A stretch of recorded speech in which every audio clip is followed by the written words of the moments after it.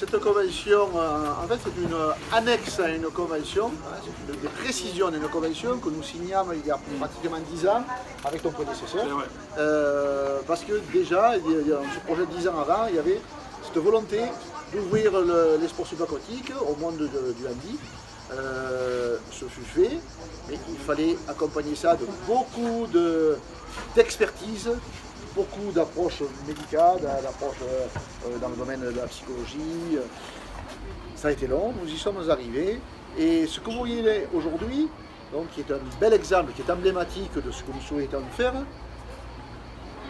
ici, c'est un endroit merveilleux, mais je tiens et je répète à dire qu'il s'agit d'une convention à caractère national, et que ce qu'on voit ici, avec le talent extraordinaire des gens que j'ai vus dans nous, et la structure qui nous reçoit, mais c'est reproductible partout. C'est bien une convention nationale. Donc nous parions sur le fait qu'on pourra voir la même chose sur la face atlantique, en Corse, dans l'outre-mer, les lacs, les gravières, etc., les piscines, bien évidemment. Voilà, c'est ça qui est important. Et la deuxième chose sur laquelle je voudrais attirer votre attention et l'attention du président, c'est que les sports subaquatiques, je parle bien au pluriel, voilà, il n'y a pas que la plongée et scaphandre chez nous. Désolé. Mais oui, il y a tout, mais c'était non. C'est le résumé à chaque fois. Il y a ce qu'on appelle la rando en surface, en palme scuba, il y a l'apnée, il y a la nage à palmes, pour ne citer que les plus connus. Et le succès du handi sup, pour moi, ne sera total que lorsqu'il aura inclus toutes les disciplines subaquatiques.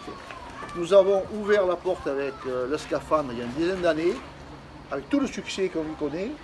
Désormais, nous sommes aussi dans l'apnée, dans la nage à palmes, pour ne citer que les disciplines les plus importantes. Et c'est ça qu'il faut arriver à mettre en place, évidemment, chaque fois avec de l'expertise des deux fédérations, du cursus daté, des moniteurs qui ont des formations pour pouvoir occuper ce type de public.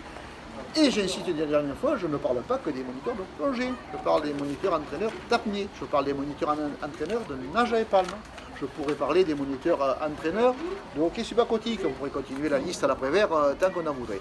C'est ça le rendez-vous du XXIe siècle, pour toi, pour moi, pour ta fédération, pour la mienne. Voilà. Merci.